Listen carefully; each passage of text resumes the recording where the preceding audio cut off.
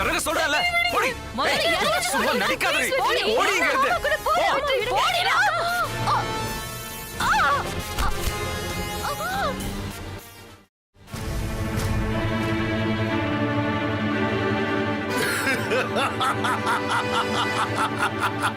டங்கு டக்கு டக்கு டக்கு டங்கு டக்கு டக்கு டக்கு டங்கு டக்கு டக்கு டக்கு டக்கு டக்கு டக்கு டக்கு டக்கு டக்கு டங்கு டக்கு டக்கு டக்கு டக்கு டக்கு டக்கு டக்கு டங்கு டக்கு டக்கு டக்கு டங்கு டக்கு டங்கு டக்கு டங்கு டக்கு டங்கு டக்கு டங்கு டக்கு டங்கு டக்கு டங்கு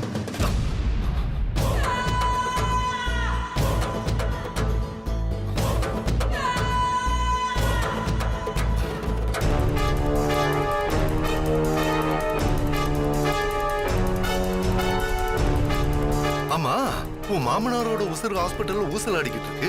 நீ இங்க என்ன பண்ணிட்டு இருக்க? ஓ, உன்னை உள்ள விடலையா? நீ கவலைப்படாத, அவன் அவ்வளவு சீக்கிரம் சாக மாட்டான். ஏன்னா நல்லவங்களை மட்டும்தான் கடவுள் சீக்கிரமா கூப்பிட்டுக்குவான். இவன மாதிரி ஆளுங்களை எல்லாம் வச்சு அருன்னு அறுப்பான். மத்தவங்க கஷ்டம் உனக்கு சந்தோஷம் இல்ல? சாக கிடக்குற மனுஷன் என்ன தப்பு பண்ணிருந்தாலும் அவர் உன்னோட அப்பா. அந்த எண்ணம் உனக்கு இருக்கா இல்லையா? எனக்கு தானே அவன் அப்பா. நீ எதுக்கு டென்ஷன் ஆகுற?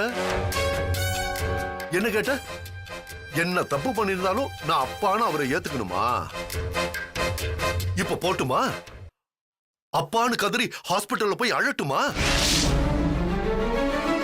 அது எப்படின்னு கேட்டா பழைய கதையா அவுத்து விடணும்.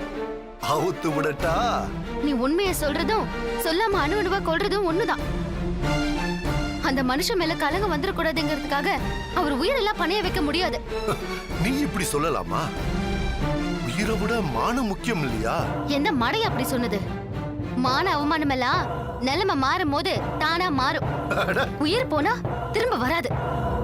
பொறுக்கியா, திருடனா, கொலைகாரனா போலீஸ் கையில சிக்கனவன் மான அவமானத்துக்கு பயந்து செத்து போயிருந்தா கதை அதோட முடிஞ்சிடும். அந்த அவமானத்தை எல்லாம் தாண்டி எழுத்தாளனா, ஓவியனா, வியாபாரியா எத்தனையோ பேர் ஜெயிச்சிருக்காங்க. சரித்திரம் அவங்கள சாதனையாளர் லிஸ்ட் தான் வச்சிருக்கு. காலம் கடந்து போயிடுச்சு லட்சுமி. முதல்லயே இந்த அறிவு வந்து எல்லாம் உண்மையை சொல்லி தொலைச்சிருக்க வேண்டியதுதானே? செஞ்சிருப்பேன்டா. அதுக்கான சூழலை உருவாக்கதா இத்தனை நாளும் நான் போராடிட்டு இருக்கேன். அது அமையறதுக்குள்ள நிறைய தப்பு நடந்துருச்சு. நீ பேசுற தத்துவம் எல்லாம் நடைமுறைக்கு ஒத்து வராது லட்சுமி. மானம், அவமானம், ஒழுக்கம் இதையெல்லாம் கண்டுபிடிச்சவன் உன்னை விட பெரிய அறிவாளி, உன்னை விட பெரிய புத்திசாலி. கொள்கை, மொழி, இனம், சாதின்னு உயிரை விடுறானுங்களே, அவனுங்க கிட்ட போய் கேட்டு பாரு.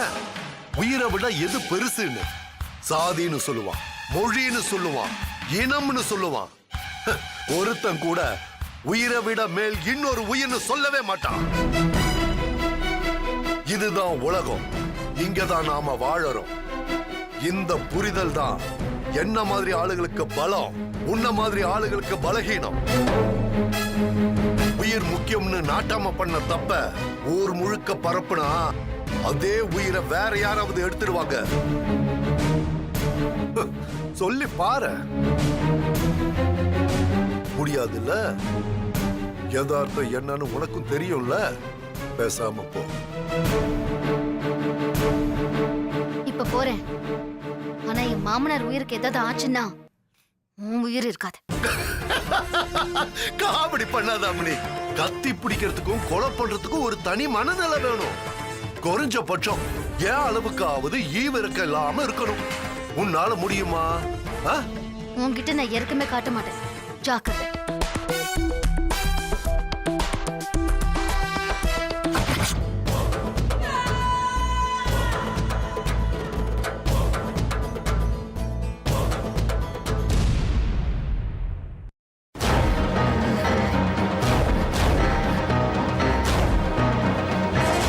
அவ என்ன விரும்புறா, நான் அவளை விரும்புறேன்.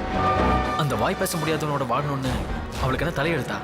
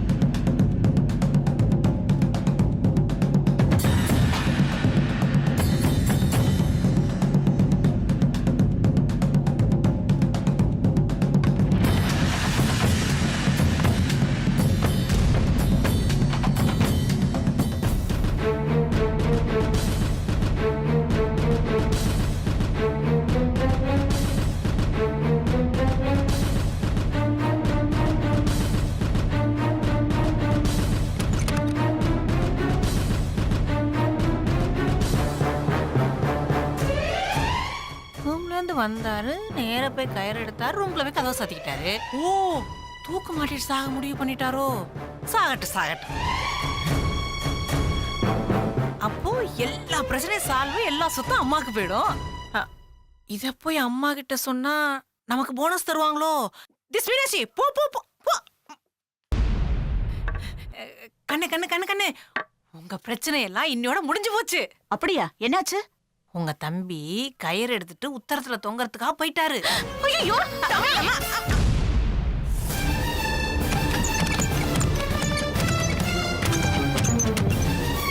ஐயோ, டேய் தம்பி, சொல்றது கேளுடா, வேணாடா, வேணாடா, நான் சொல்றது கேளுடா, ஐயோ, வேணாடா, டேய் தம்பி, நான் சொல்றது கேளுடா, வேணாடா, ஐயோ, என்னடா பண்ற? வேணாடா.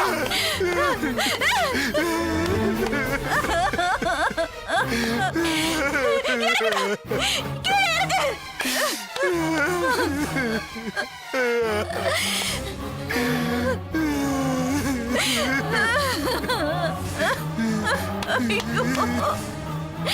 ஏண்டா, தற்கொலை படிக்கிற அளவுக்காடா நான் உன்னை வளர்த்திருக்கேன். இல்லடா.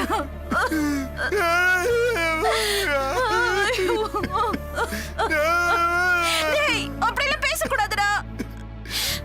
தம்பி, நீ எனக்கு வேணும்ப்பா. நீ இல்லனா இந்த அக்காக்கு எதுவுமே இல்லடா. என்ன சொல்ல வராங்கன்னு புரியலையே. போதுமா? திருப்தியா? உங்க புள்ள செஞ்ச வேலை.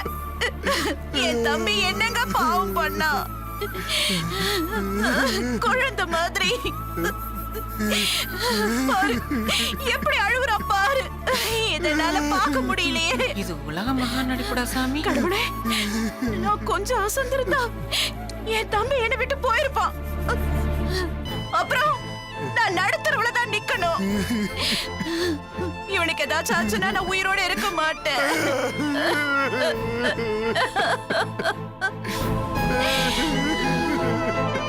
ஏண்டா அறிவு கட்டவனே, நடுவுல வந்து அவனுக்காக சாக போறியே. நான் உன் கூட பிறந்தவடா. பிறந்ததுல இருந்து உன் கூடவே இருக்கேனே, எனக்காக வாழணும்னு யோசிக்க மாட்டியா? தம்பி, இந்த வேதனை, அவளோட ஞாபகம், இதெல்லாம் கொஞ்ச நாளைக்கு தான்ப்பா. நாம அடுத்த கட்டத்தை நோக்கி நகரும் போது இன்னைக்கு மனசு அழுதிட்டு இருக்கிற சுமை, வலி, இதெல்லாம் தன்னால காத்துல கரைஞ்சு காணாம போயிடும்பா. அட, இதுக்காகவா தற்கொலை வரைக்கும் போனோன்னு நாம அதுக்கப்புறம் ரொம்ப வெக்கப்படுவோம்டா. டேய், இந்த கொஞ்ச நாளை தாண்டிட்டா போதும்டா. எல்லாம் தன்னால சரியா போயிடும்டா. அவசரப்பட்டு இப்படி ஒரு தப்பான முடிவுக்கு போயிடாதடா.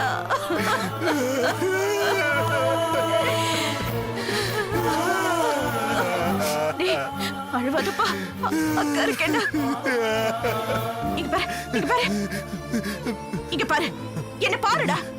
இன்னொரு தடவை இந்த மாதிரி பண்ண மாட்டேன்னு சத்தியம் பண்ணு. பண்ணுடா, சத்தியம் பண்ணுடா.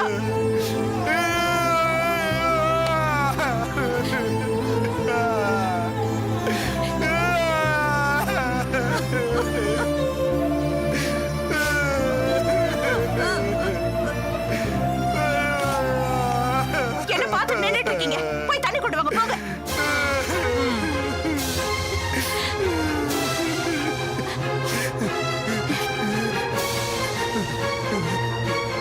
கொஞ்சம் காத்தாட வெளியில உட்காருவா. வாடா.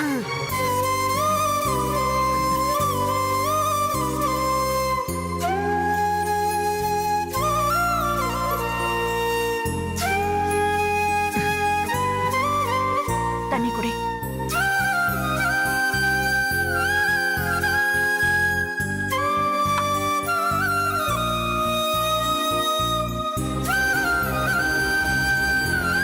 டேய், உள்ள ரணகளுமே ஆக்கி வச்சிருக்க. இங்கே உட்காரு, கொஞ்ச நேரத்துல எல்லாத்தையும் சரி பண்ணிடு.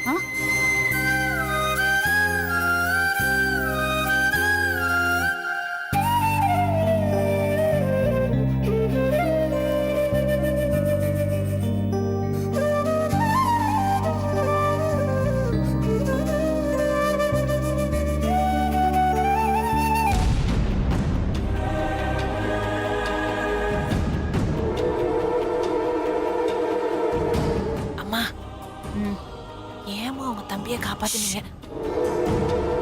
அவர் மட்டும் செத்திருந்தா மொத்த சொத்து உங்க பேருக்கு வந்திருக்கும்ல. கூமுட்ட அவனை சாவடிக்கிறது ஒரு பெரிய விஷயம் இல்லை. அப்படி சாவடிக்கணும்னா என்னைக்கும் அவன் கதையை முடிச்சிருப்பேன். என்னம்மா சொல்றீங்க? எனக்கு ஒன்றும் புரியலம்மா. அவன் செத்துட்டா இந்த சொத்து முழுக்க கோயில் குளம் அனாதாசிரமம்னு போயிடும். அப்புறம் நான் தான் நடுத்தருவில் நிக்கணும். திரும்பவும் இந்த மாதிரி ஏதாவது பண்ணிக்க போறான். ஜாக்கிரதையா பாத்துக்கணும்.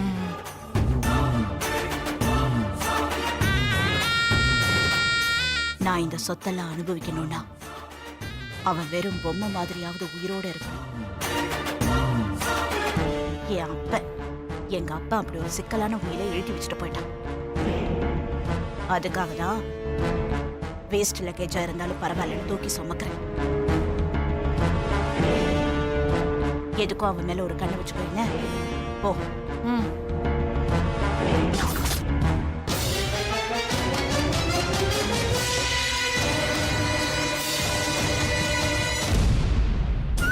அவருக்கு ஒன்னாகாதல்ல? ஒன்றும் ஆகாதுமா, ஒன்றும் ஆகாதுன்னு சொல்றேன்ல.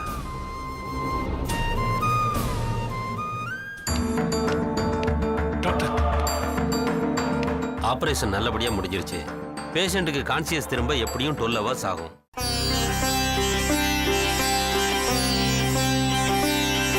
டாக்டர், அவர் உயிருக்கு எந்த ஆபத்தும் இல்லையே? ஒரு ஆபத்தும் இல்ல. 5 days அப்சர்வேஷன்ல இருக்க வேண்டி வரும். மத்தபடி எந்த பிரச்சனையும் இல்ல. Thank you doctor. நாம கும்புற தெய்வம் நம்மள கைவிடலப்பா. பயப்படாதீங்க. அவரை காப்பாத்திட்டாருப்பா. அம்மா, நான் தான் சொன்னேன்ல, அவருக்கு இனிமே ஒண்ணும் ஒன்றும் ஆகாது. ஆகாது இல்ல? இப்ப சந்தோஷமா நிம்மதியா இருங்க.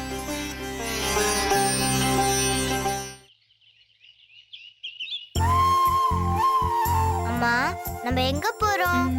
இப்போதைக்கு ஒரு ஹோட்டலுக்கு, அப்புறம் அப்புறம் ஏதாவது வீடு பார்த்துப்போம்.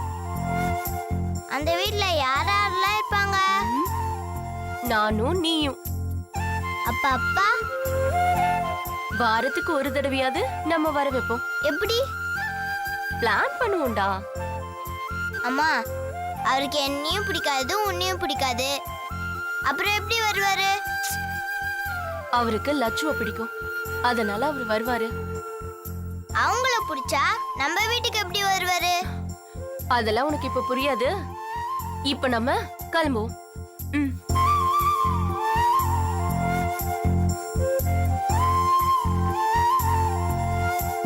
வா.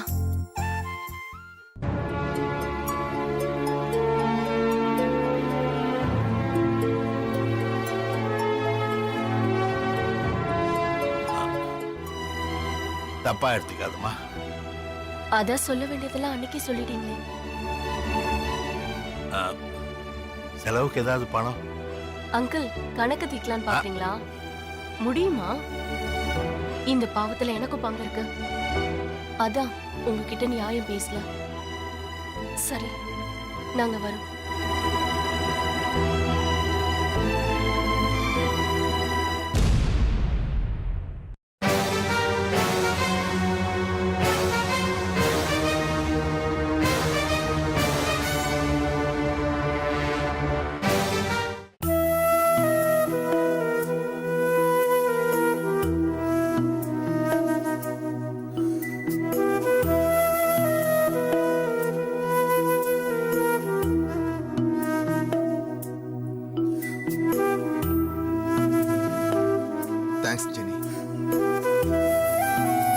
நான் இந்த வீட்டை விட்டு தான் போறேன். மொத்தமா உங்க வாழ்க்கையை விட்டு இல்ல. அத முதல்ல புரிஞ்சுக்கோங்க. அடிக்கடி எங்களை வந்து பாப்பீங்களா?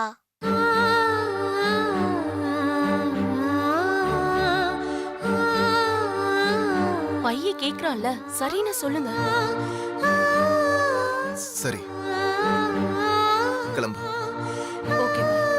அம்மா, ஒரு நிமிஷம்.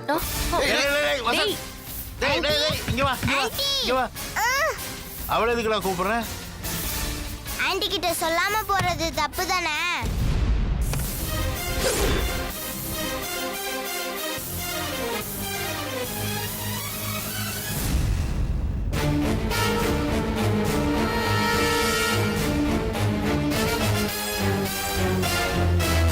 ஆன்ட்டி, நாங்க போயிட்டு வரோம் ஆன்ட்டி. எங்க போறீங்க?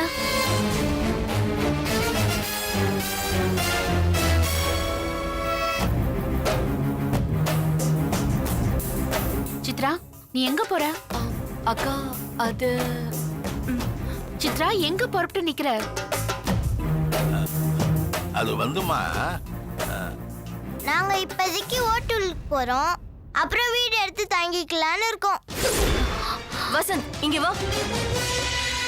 வசந்த் நில்லு. அம்மா, நான் யார் சொல்றது கேட்கணும்? நீ சொல்றதியா இல்ல ஆன்ட்டி சொல்றதியா? உனக்கு சொந்த மொழியே கிடையாதா? சாரிம்மா. உங்களுக்கு சுமையா இந்த வீட்ல இருக்கிறது எனக்கு கஷ்டமா இருக்கு. அதுக்கு என்கிட்ட சொல்லாம போயிடுவியா? லட்சுமா என்கிட்ட உங்ககிட்ட சொல்லிதான் சொன்னா. மாமா, நான் உங்ககிட்ட எதுவும் பேசல. அவகிட்ட கேட்டுட்டு இருக்கேன். நீங்க குறுக்க வராதீங்க. லட்சு, அவங்க ஒரு முடிவு எடுத்துட்டாங்க. நாம யாரு குறுக்க நிக்கிறதுக்கு? மாமாவுக்கு சொன்னதுதான் உங்களுக்கும்.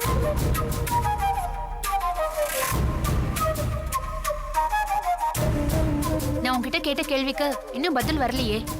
இப்ப நான் எந்த பதில் சொன்னாலும் நீங்க ஏத்துக்க போறது இல்ல. அப்ப ஏத்துக்கிற மாதிரி பதில் உங்ககிட்ட இல்ல, அப்படிதானே?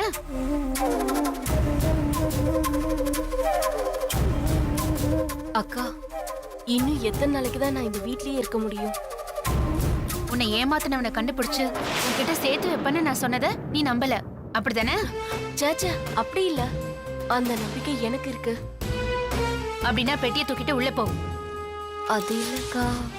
நான் உன்னை என் தங்கச்சி மாதிரி தான் நினைக்கிறேன். நீ அக்கான்னு கூப்பிடுறது வெறும் பாசாங்கனா, நீ தாராளமா உன் இஷ்டப்படி எங்க வேணாலும் போ.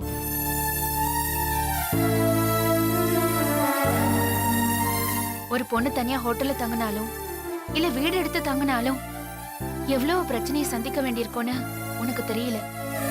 உன்கிட்ட அக்கறை காட்டுற ஒவ்வொரு ஆம்பளை மனசுலயும் ஒவ்வொரு திட்டம் இருக்கும். ஒரு பொண்ணு தனியா வாழறானா அவ தன்மானத்தோட இருக்கான்னு பார்க்க தெரியாத உலகம் இது. உன்னை பாக்குற பார்வை, உன்கிட்ட சிரிக்கிற விதம், உன்கிட்ட பேசுற வார்த்தைகளுக்கான அர்த்தம் எல்லாமே சுத்தி சுத்தி உன் உடம்புல வந்துதான் நிக்கும். நானும் இந்த வீடும் உனக்கு பாதுகாப்பு. அது தேவையில்லைன்னு நினைச்சினா நீ தாராளமா போலாம்.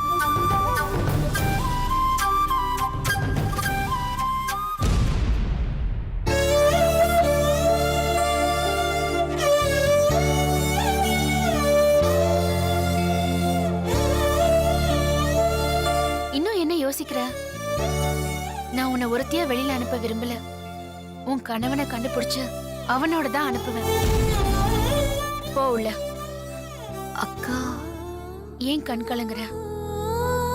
இப்பதான் அக்கான்ற ஞாபகம் வருதா உனக்கு?